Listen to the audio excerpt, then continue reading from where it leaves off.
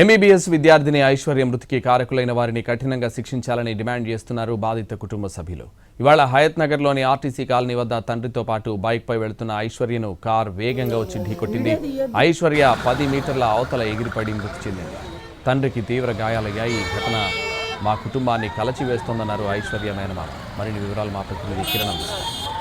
పరిధిలో చోటు చేసుకున్న రోడ్డు ప్రమాదంలో ఎంబీబీఎస్ విద్యార్థిని ఐశ్వర్య మృతి చెందారు.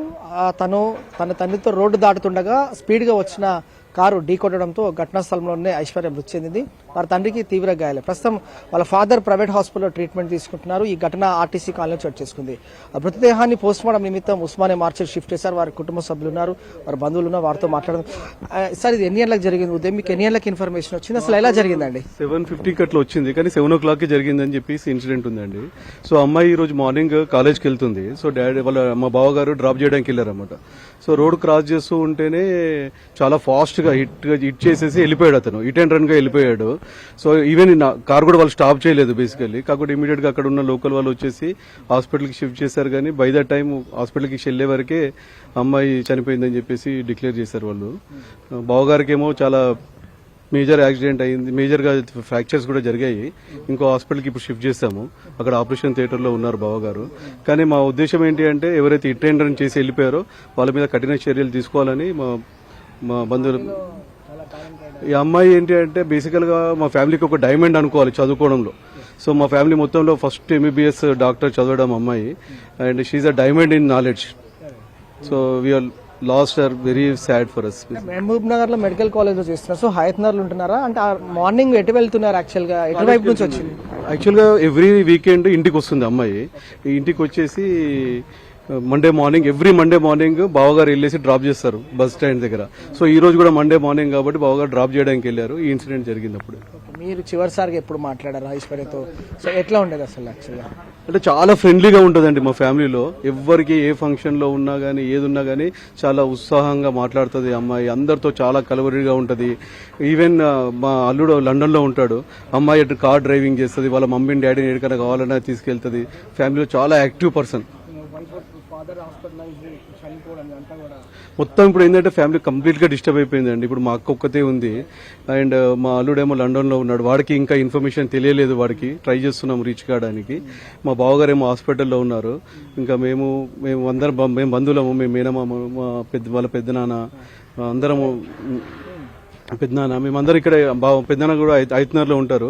మేము ఉటావుటిగా చేరుకున్నాం హాస్పిటల్కి. కానీ మేము సాయం ఏం చేయలేకపోయాం. బేసికల్ గా ఎన్ని పైసలు ఖర్చు పెట్టినా ఏదైనా చేయగలిగా మేము శక్తి ఉంది మాకు, కానీ మేము ఏం కాపాడుకోలేకపోయాం అమ్మాయిని. చాలా కలలు కలిగి ఉంటారు ఫ్యామిలీలో, ఎందుకంటే డాక్టర్ అవుతుండే. సో ఇంతలోనే రోడ్డు ప్రమాదంలో మృతి చెందడం అనేది మా బిడ్డ, మా తమ్ముని కూతురు ఐశ్వర్య ఈరోజు ఆర్టీసీ కాలనీ ఇక్కడ యాక్సిడెంట్ అయింది. కారు తెలియని స్పీడ్లో వచ్చి గుద్దిండు. అది మా కూతురు చాలా బాధపడుతుంది. దాని గురించి చెప్పు. మా కూతురు చాలా క్లేవరు. డాక్టర్ చదువుతుంది, 3వ సంవత్సరము. అనుకోకుండా ఇదంతా అయింది. ఆశలన్నీ కూడా అమ్మాయి మీదనే ఉన్నాయండి బేసికల్ గా. ఎందుకంటే వాడు సెటిల్ అయిపోయాడు లండన్ లో, కానీ అమ్మాయికి డాక్టర్ చేపియాలని ఆయన కోరిక. సో ఎంతో కష్టపడి, అంటే మేము చాలా లో క్లాస్ ఫ్యామిలీ అండి. ఎంతో కష్టపడి అమ్మాయిని డాక్టర్ చదివిస్తున్నాము. కానీ ఇంకొక 2 సంవత్సరాల్లో మేము ఒక డాక్టర్ని చూడామనుకున్నాం ఫ్యామిలీలో. ఇలాంటి చాలా బాధాకరమైన సంఘటన జరిగింది మాకైతే. సో కార్ ఏమైనా ట్రేస్ అవుట్ చేశారని చెప్తున్నారా? పోలీస్ వాళ్ళు ఏమైనా ఇన్ఫర్మేషన్ ఇచ్చారా? ఏంటి ఇక్కడ ఇంతకుముందు మేము ఎక్కడో న్యూస్ ట్రయల్లో చూసాం. ఎక్కడో వాళ్ళు కార్ నెంబర్ని ఐడెంటిఫై చేశారు, ఫైండ్ చేస్తున్నారని చెప్పారు. కానీ ఇంకా మొత్తం క్లారిటీ అయితే రాలేదండి మాకు. చాలా ఆ రోడ్డు కూడా చాలా ర్యాష్ డ్రైవింగ్ నడుస్తూ ఉంటుందండి. అంటే కనీసము ఎవరైతే ర్యాష్ డ్రైవ్ చేశాడో కనీసం అతను ఆగి అన్న చూసుండి ఏదైనా చేసుంటే అది వేరేగా ఉండదేమో. మా రిప్లై కూడా డిఫరెంట్ గా ఉంటుండేనేమో. బట్ అతను హిట్ అండ్ రన్ గా వెళ్ళిపోయాడండి. సో వాళ్ళ మీద కఠిన చర్యలు తీసుకోవాలని మేము విజ్ఞప్తి చేస్తున్నాం. సో ఈ రోజు ఉదయం 7 గంటల ప్రాంతంలో తను కాలేజ్ వెళ్తున్న క్రమంలో కార్ ఢీకొట్టిన తర్వాత ఆగకుండా కార్ కూడా వెళ్ళిపోయింది. అంటే hit and run case file చేశారు పోలీసులు. అయితే కార్ కూడా నెంబర్ ట్రేస్ అవుట్ చేశారు. ప్రస్తుతం ఎంక్వైరీ కూడా కొనసాగుతుంది. మరికొద్ది రోజుల్లోనే ఫ్యామిలీలో తను డాక్టర్గా సమాజానికి సేవ అందించేది, కానీ ఇంతలోనే తను కుటుంబంలో కోల్పోవడం అనేది కూడా ఇటు కుటుంబ సభ్యులను ఎంతగానో వేధిస్తుంది. మరోవైపు తండ్రి కూడా తను సీరియస్ ఉన్నారు కండిషన్లో, అతను కూడా ట్రీట్మెంట్ తీసుకుంటున్నారు.